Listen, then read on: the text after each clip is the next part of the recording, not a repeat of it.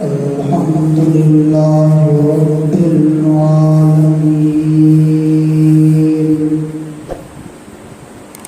والصلاة والسلام على سيد الأنبياء والمرسلين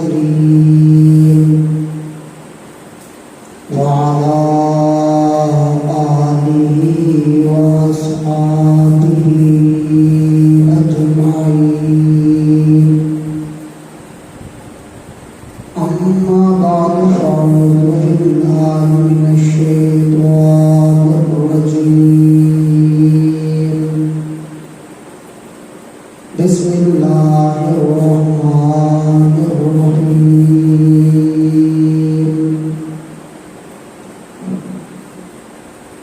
هو الذي بعث في الأميين رسولا منهم يتلو عليهم آياته ويزكيهم ويعلمهم الكتاب والحكمة. وقال النبي صلى الله عليه وسلم: أنا خاتم النبيين لا نبي بعدي، أو كما قال عليه الصلاة والسلام. انتہائی واجب الاحترام قابل احترام معزز مکرم محترم بھائیوں دوستوں بزرگوں، ربیع الاول کا مہینہ شروع ہو چکا ہے. اس ماہ مقدس میں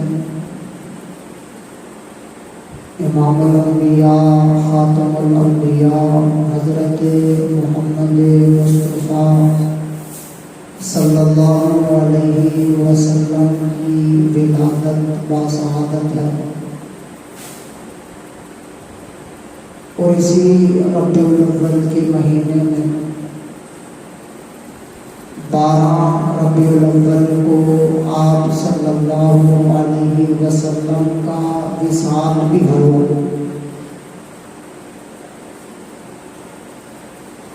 آپ صلی اللہ علیہ وسلم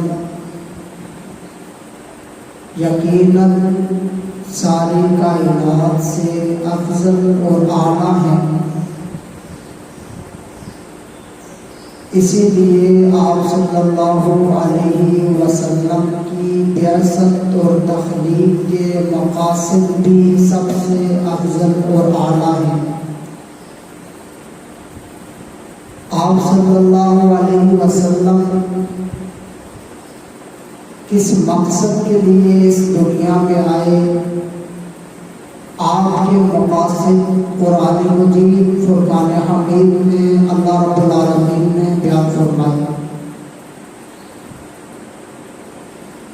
قرآن مجید فرقان حمید میں اللہ رب العالمین نے فرمایا: هو الذی بعث فی الأمیین رسولا منهم یتلو علیہم آیاتہ. پہلا مقصد آپ کا قرآن مجید فرقان حمید کی تلاوت کرنا. یہ آپ صلی اللہ علیہ وسلم کا پہلا مقصد قرآن میں بیان فرمایا. تو فرمایا وَيُزَكِّيهِمْ، آپ اس لیے آئے تاکہ آپ لوگوں کا تزکیہ کر سکیں. وَيُعَلِّمُهُمُ الْكِتَابَ، آپ کی آمد کا تیسرا مقصد یہ تھا کہ آپ کتاب کی تعلیم دیں. والحکمہ، اور حکمت اور بینائی کے ساتھ. یہ 4 مقصد آپ صلی اللہ علیہ وسلم کے اللہ رب العالمین نے قرآن مجید میں بیان فرمائے. پہلا مقصد یتلو علیہم آیاتی، قرآن کی تلاوت۔ آج بعض نادان لوگ یہ کہتے ہیں کہ طوطوں کی طرح قرآن رٹنے کا کیا فائدہ، قرآن کو تو سمجھ کے پڑھیں گے تو ثواب ہوگا، جب سمجھا ہی نہیں تو اس کی تلاوت کا کیا فائدہ۔ یہ ان کا غلط گمان ہے، انہیں اپنے قول پر نظر ثانی کرنی چاہیے، کیونکہ آپ صلی اللہ علیہ وسلم کی بعثت کا ایک مقصد یہ ہے کہ قرآن کی تلاوت کرنا، اور آپ صلی اللہ علیہ وسلم نے قرآن کی تلاوت کے بہت سارے فضائل بیان فرمائے۔ حضرت نعمان بن بشیر رضی اللہ تعالی عنہ سے روایت ہے، آپ صلی اللہ علیہ وسلم نے فرمایا، مجھے سب سے زیادہ عبادات میں جو عبادت پسند ہے وہ قرآن کی تلاوت ہے۔ قرآن مجید فرقان حمید کی تلاوت سے دلوں سے ضم اترتا ہے، قرآن مجید فرقان حمید کی تلاوت سے دل روشن ہوتے ہیں۔ آپ صلی اللہ علیہ وسلم کی ولادت کا مقصد دلوں کو روشن کرنا تھا، آج ہم اس مقصد سے ہٹ کے آج ہماری کوشش یہ ہے کہ میرا گھر سجے، ہماری گلی سجے، مسجدیں سجے، مدرسے سجے، گلیاں اور بازار سجا تو رہے ہیں، لیکن جس مقصد کے لیے آپ صلی اللہ علیہ وسلم اس دنیا میں آئے، آپ کو دلوں کو سجانے آئے تھے، آپ کو دلوں کو روشن کرنے آئے تھے، آپ کو دلوں سے ضم اتارنے آئے تھے۔ آج ہاں ہم نے اپنی ساری صلاحیت گلیاں سجانے میں لگا دی، آج ہم نے ساری صلاحیت مسجدیں اور مدرسے اور شہر سجانے میں لگا دی۔ آمنہ کے لال کی ولادت اس لیے نہیں ہوئی تھی کہ ہم گلیاں سجائیں، بلکہ ولادت کا مقصد قرآن بیان کر رہا ہے کہ اپنے دلوں کو روشن کریں۔ آپ صلی اللہ علیہ وسلم نے فرمایا، جس طرح لوہے کو زنگ لگتا ہے اسی طرح دلوں کو بھی زنگ لگتا ہے۔ لوہے کا زنگ جس طرح صاف کرنا ضروری ہے، اسی طرح دل کا زنگ بھی صاف کرنا ضروری ہے۔ صحابہ کرام نے پوچھا، یا رسول اللہ، کہ دل کا زنگ کیسے صاف ہوگا؟ آپ صلی اللہ علیہ وسلم نے فرمایا، کثرت ذکر الموت و تلاوت القرآن، ایک موت کو کثرت سے یاد کرنا، دوسرا قرآن کی تلاوت کرنا۔ یہی وجہ ہے ہر دور میں مسلمانوں کا قرآن کے ساتھ بڑا گہرا تعلق رہا۔ امام اعظم ابو حنیفہ کے بارے میں ہے، رمضان المبارک کے مہینے کے اندر 61 قرآن مکمل فرمایا کرتے تھے۔ امام شافعی کے بارے میں ہے، ہر روز ایک قرآن مکمل کیا کرتے تھے، اور جب رمضان کا مہینہ آتا، رمضان کے مہینے میں 60 قرآن مکمل کیا کرتے تھے۔ یہ تو دور کی بات ہے، چلو قریب کے دور میں آتے ہیں۔ شیخ الحدیث حضرت مولانا زکریا قادری، جن کی فضائل اعمال ہر مسجد میں پڑھی جاتی ہے، جن کی فضائل اعمال کی تعلیم یہاں بھی ہوتی ہے، شیخ الحدیث فرماتے ہیں 43 سال تک میرا یہ معمول رہا، رمضان کے مہینے میں ہر روز ایک قرآن مکمل کیا کرتا تھا۔ اور شیخ الحدیث فرماتے مرد تو مرد، عورتوں کا حال یہ ہے،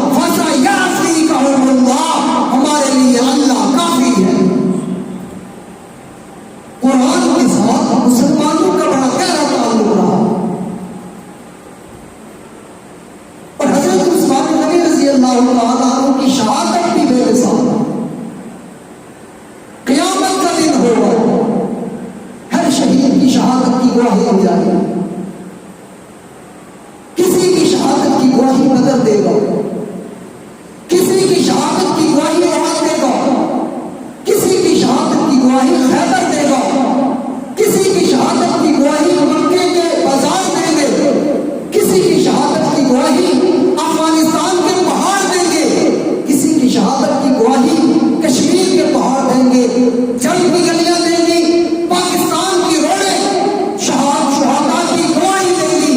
حضرت عثمان کو خوش نصیب صاحب کے رسول ہیں جن کی شہادت کی گواہی رب کا قرآن دے گا، رب کا قرآن جن کی شہادت کی گواہی دے گا۔ حضرت عثمان قرآن پڑھتے ہوئے اس دنیا سے رخصت ہوئے۔ یتلو علیہم آیاتہ، اس قرآن کی تلاوت کی جائے۔ آپ صلی اللہ علیہ وسلم کا فرمان ہے، دو آدمیوں کے علاوہ کسی شخص کے لیے حسد جائز نہیں ہے۔ ایک وہ شخص جو قرآن کی تلاوت کثرت کے ساتھ کرتا ہو، وہ قرآن کی تلاوت میں دن اور رات مشغول رہتا ہو، اور دوسرا وہ شخص جس کو اللہ نے مال دیا ہو اور وہ مال اللہ کی راہ میں خرچ کرتا ہو۔ ان دو آدمیوں کے علاوہ کوئی آدمی حسد نہیں کر سکتا۔ تو قرآن مجید فرقان حمید کی تلاوت کے بہت سارے فضائل آپ نے بیان فرمائے۔ ایک موقع پر آپ صلی اللہ علیہ وسلم نے فرمایا قرآن کے ایک حرف پر 10 نیکیاں ملتی ہیں۔ پھر آپ نے خود بھی فرمایا کہ یہ نہ سمجھنا کہ الف لام میم ایک حرف ہے، بلکہ الف الگ حرف ہے، لام الگ حرف ہے، میم الگ حرف ہے۔ جو الف لام میم پڑھے گا اس کے نام اعمال میں 30 نیکیاں لکھی جائے گی۔ قرآن اس لیے نازل ہوا تھا ہم اس کی تلاوت کریں، ہم اپنے دل سے گناہوں کے زنگ کو اتاریں۔ آج ہم نے قرآن کا یہ حال کیا، برکت کے لیے پڑھیں گے، کاروبار میں برکت کے لیے قرآن کو پڑھتے ہیں، جھوٹی قسمیں اٹھانے کے لیے قرآن ساتھ رکھ لیتے ہیں۔ آج ہم قرآن اس لیے پڑھتے ہیں کہ ہم حفاظت کے لیے پڑھتے ہیں، کہ لوگوں سے حفاظت ہو، جنات سے حفاظت ہو، اس لیے ہم قرآن پڑھتے ہیں۔ آج ہم نے قرآن اس لیے پڑھا کہ ہمارے گھر میں برکت ہو، اور قرآن اس لیے نازل ہوا تھا کہ ہم کسی سے اپنی ضرورت کے لیے استعمال کریں، اور زیادہ سے زیادہ ہم اس لیے پڑھتے ہیں تاکہ ہمارے جو رشتے دار اس دنیا سے جا چکے ہیں ان کے لیے احسان ثواب کے لیے پڑھتے ہیں، اور وہ بچوں کو بلوا کے پڑھواتے ہیں۔ اور جن لوگوں کا کے لیے آپ احسان ثواب پڑھنا چاہتے ہیں اور بچوں کو بلا کر ان سے پڑھوانا چاہتے ہیں، پہلی بات ان لوگوں کو اس قرآن کا ثواب نہیں ملے گا۔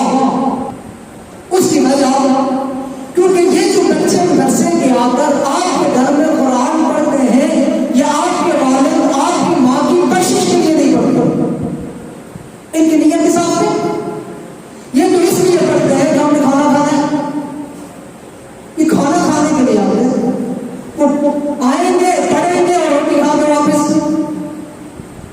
ثواب کب ملے گا جب اخلاص ہوگا؟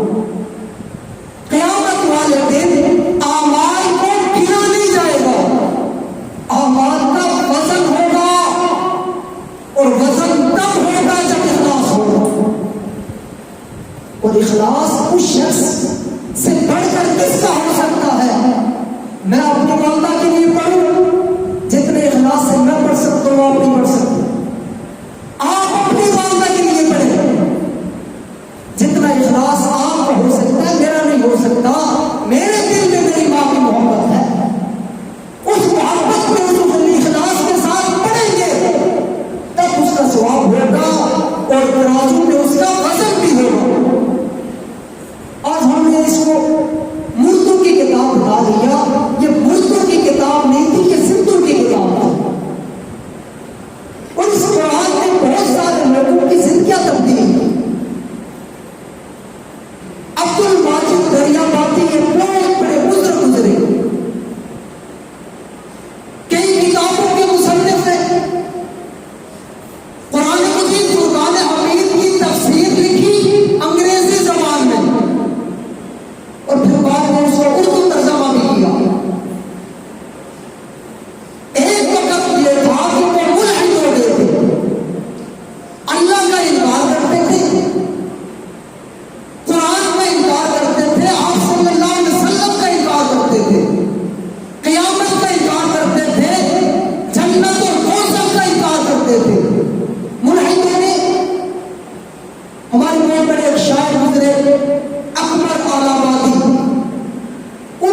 تعلق تھا. اب وہ اسکول کے اندر عربی پڑھایا کرتے تھے, عربی کا مضمون ان کے پاس تھا. اب رانا دادی نے پوچھا سنا ہے کہ آپ عربی پڑھاتے ہیں؟ کہا جی پڑھاتا ہوں. تو کہا جب عربی پڑھاتے ہیں آپ کا مضمون یہ ہے کہ قرآن بھی پڑھ لیا کریں. اب وہ قرآن کو مانتے نہیں ہیں, قرآن کو اللہ کی کتاب نہیں مانتے, لیکن اکبر اعلیٰ قاضی نے کہا کہ آپ دنیا کے لوگوں کی کتاب پڑھتے ہیں, یہ بھی ویسے پڑھ لیں اپنے علم میں اضافے کے لیے. اب اس بات کو انہوں نے مانا اور عبد الماجد دریابادی نے قرآن کی تلاوت شروع کی, قرآن کو پڑھنا شروع کیا. اس کا نتیجہ یہ نکلا ایک شخص جو کچھ عرصہ پہلے اللہ کا انکاری تھا, جو قیامت کا انکاری تھا, آپ صلی اللہ علیہ وسلم کا انکاری تھا, جنت کا انکاری تھا, وہی شخص قرآن کی تفسیر لکھنے والا آج اولیاء اللہ میں ان کا شمار ہو رہا ہے. وجہ کیا بنی؟ قرآن کی تلاوت. یہ قرآن دل سے ضبط اتارتا ہے.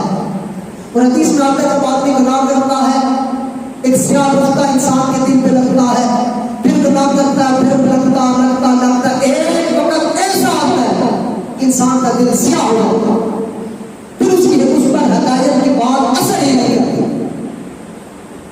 تو ہمیں بھی اپنے دل تک جو سیاہی لگ رہی ہے گناہوں کی وجہ سے, قرآن کی تلاوت کر کے ہم اس سیاہی کو دھویا بھی کریں گے, اس سیاہی کو صاف کیا کریں.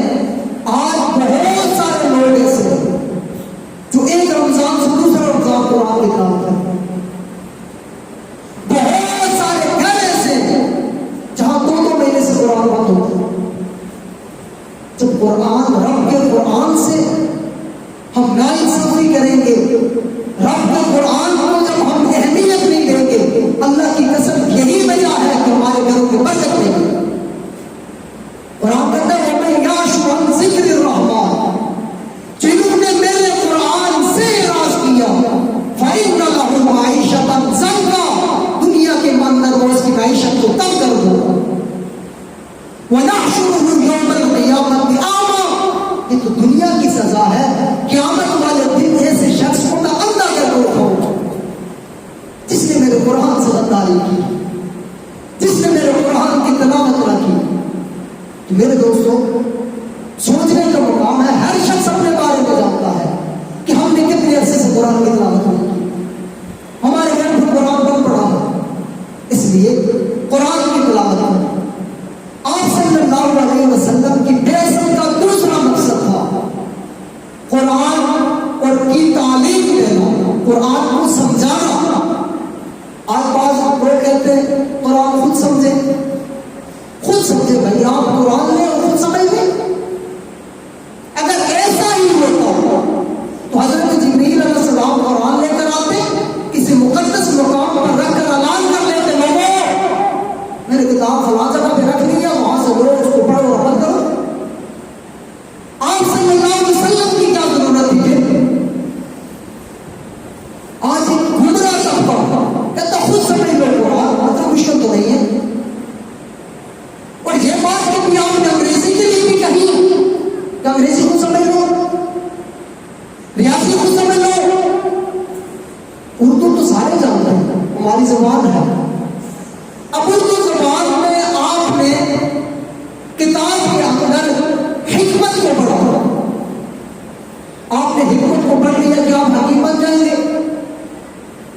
اس وقت تک حکیم نہیں بن سکتے جب تک آپ تجربے کار حکیم کے ساتھ وقت نہیں لگا دیں. ایک حکیم صاحب تھے, وہ قبرستان سے گزرے تو اپنے چہرے پہ پردہ ڈال لیا.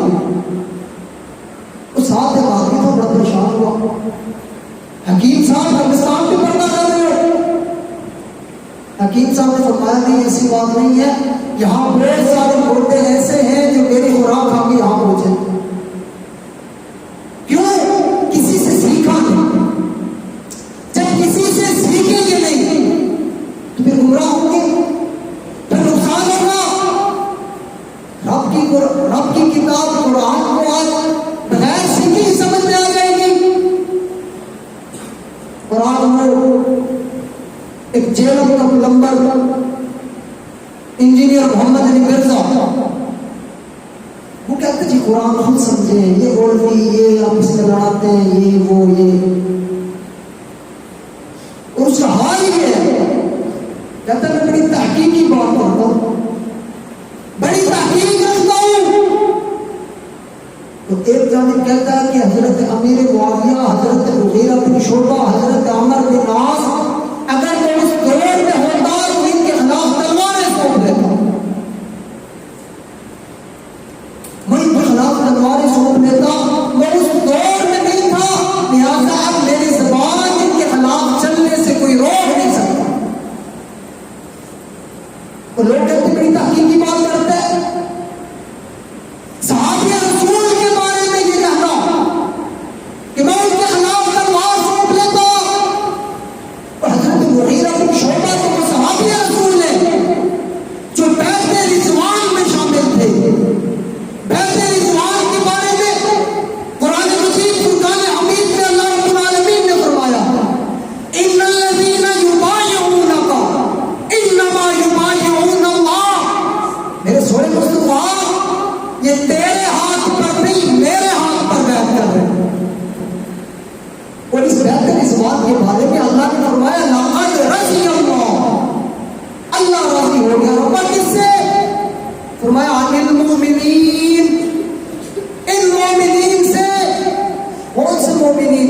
فرمایا اذ یبایعونک تحت الشجرہ، جنہوں نے اس درخت کے نیچے بیعت کی ہے۔ مغیرہ بن شعبہ تو وہ ہیں جن سے جنت کا وعدہ میرا رب کر رہا ہے، اور یہ لانتی بکواس کرتا ہے کہ میں تلوار اٹھا لیتا ہوں، اور ہمارے لوگ اس کو سنتے ہیں، ہمارے نوجوان کہتے ہیں بڑی تحقیق کی بات کر رہا ہے، بڑی مضبوط بات کر رہا ہے، اور دھوکہ ایسے دیتا ہے حدیث پڑھنا آتی نہیں، کہتا 1122221135 حدیث، ظالم آدمی مجھے حدیث پڑھنا نہیں آتی، تو دین پہ بات کر رہا ہے۔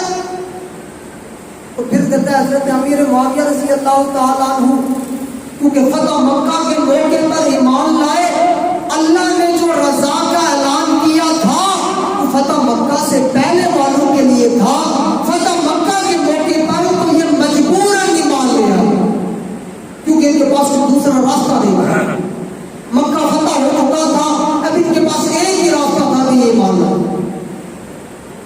اب قرآن کیا کہتا ہے؟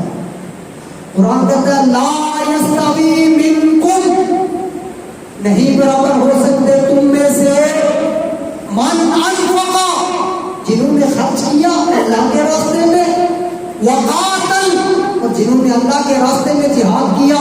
قرآن کہتا ہے اولئک اعظم درجۃ من اللہ، ان کے لیے بلند درجے ہیں۔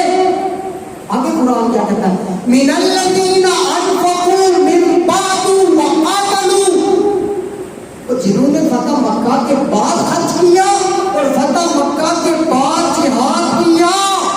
قرآن کہتا ہے وَكُلًّا وَعَدَ اللَّهُ الْحُسْنَى، یہ قرآن کا اعلان ہے کہ میں نے ہر ایک سے جنت کا وعدہ کر لیا ہے، جن سے جنت کا وعدہ میرا رب کرے ان عظیم لوگوں پر یہ زبان درازی کرتا ہے۔ اور یاد رکھیں اللہ کی قسم، جس کی ماں ایک ہو اور باپ ایک ہو وہ صحابہ پر بکواس کر ہی نہیں سکتا، صحابہ پر بکواس کرتا ہے اس کی ماں ایک کوئی نہیں، باپ ایک کوئی نہیں، اس کا کوئی مسئلہ ضرور ہے۔ اس لیے صحابہ کرام یہ قرآن کا فیصلہ ہے کہ میرے نبی کا ہر صحابی جنتی ہے، وعدہ رب نے کیا ہے، اور رب دلوں کو جانتا ہے، رب نے یہ ظاہر کو دیکھ کر فیصلہ نہیں کیا۔ اب قرآن آپ صلی اللہ علیہ وسلم کے بغیر سمجھ میں نہیں آ سکتا۔ قرآن کہا اقیموا الصلاۃ، نماز قائم کرو۔ اب نماز پڑھنی کیسے ہے؟ نماز میں رکوع کتنے کرنے، سجدے کتنے کرنے، تسبیحات کون سی پڑھنی ہے، امامت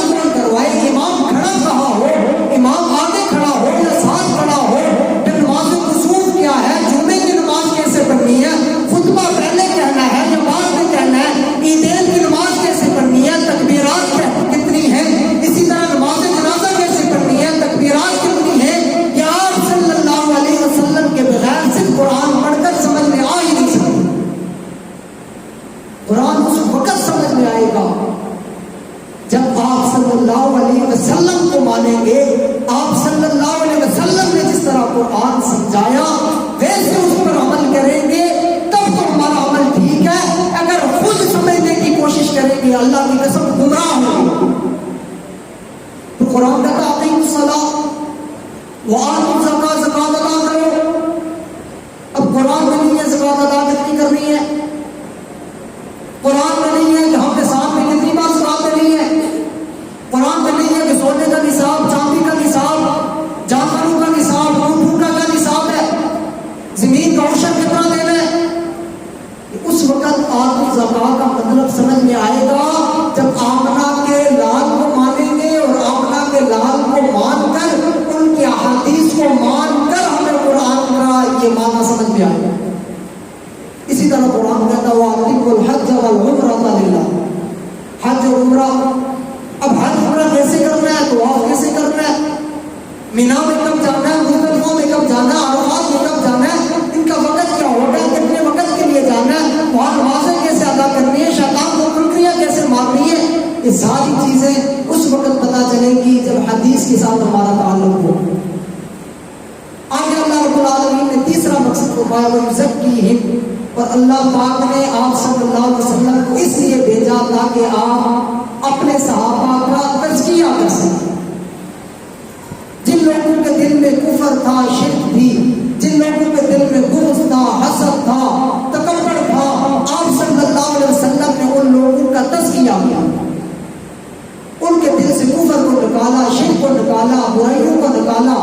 جب آپ صلی اللہ علیہ وسلم نے ان عظیم لوگوں کا تزکیہ کیا، اللہ رب العالمین نے ان لوگوں کا امتحان لیا۔ قرآن کہتا ہے اولئک الذین امتحن اللہ قلوبہم للتقوی، میں نے ان لوگوں کا امتحان لیا، ان کے دل میں تقوی تھا، ان کا رباب دنیا کا قانون یہ ہے، بچہ کامیاب ہو استاد انعام دیتا ہے، بچہ کامیاب ہو باپ انعام دیتا ہے، رشتہ دار انعام دیتے ہیں۔ تیرے نبی کے یار کامیاب ہوئے انہیں انعام کیا ملا؟ علامہ اعظم طارق شہید رحمۃ اللہ علیہ فرمایا کرتے تھے صحابہ کو جماعت ہے جن کا نصاب کتاب اللہ، جن کی درسگاہ بیت اللہ، جن کے استاد رسول اللہ، جن کا امتحان لینے والا خود اللہ، اور اللہ نے اعلان کیا رضی اللہ، جو مانے وہ رحمت اللہ، جو نہ مانے وہ لعنت اللہ۔ تو صحابہ کرام کا امتحان اللہ نے لیا، اور اللہ نے امتحان لینے کے بعد ان سے جنت کا وعدہ کیا، ان کا تزکیہ آپ صلی اللہ علیہ وسلم نے کیا۔ کہ آپ صلی اللہ علیہ وسلم کی آمد کے مقصد تھے نہ کہ ہم جنگیاں لڑائیں، نہ کہ ہم لائٹیں لگائیں، نہ کہ ہم گھر سجائیں، گلیاں سجائیں، شہر سجائیں۔ آپ کی ولادت، آپ کی بعثت کا مقصد وہ دلوں کو روشن کرنا تھا، گلیوں کو روشن کرنا نہیں تھا۔ آپ بھی اپنے دلوں کو روشن کریں، نہ کہ آپ اپنی صلاحیت وہاں استعمال کریں کہ آپ گلیاں اور بازار سجاتے پھریں۔ اللہ پاک سے دعا ہے کہ اللہ پاک ہمیں دین کو سمجھ کر اس پہ عمل کرنے کی توفیق